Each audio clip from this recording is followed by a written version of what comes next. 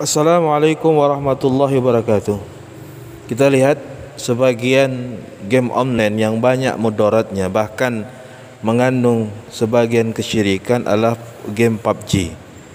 Kita lihat ada sebagian di dalam segmen permainan ini bahwasanya melakukan penyembahan kepada berhala untuk menambahkan kekuatan. Maka ini jelas termasuk kemungkaran yang sangat besar, yang mana dilarang dalam syariat Islam. Dan orang-orang yang beriman kepada Allah dan yaumil akhir pasti akan melarang yang demikian ini tadi, karena kesyirikan di dalamnya sangat jelas sekali. Sujud kemudian tunduk kepada selain Allah, ini bahagian daripada kesyirikan.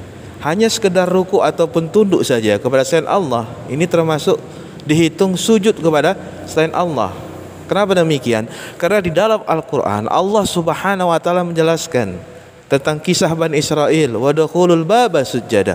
Mereka masuk pintu itu dalam keadaan ruku. Ini menunjukkan bahwasanya ruku atau tunduk kepada selain Allah Subhanahu wa ta'ala termasuk bagian daripada kesyirikan.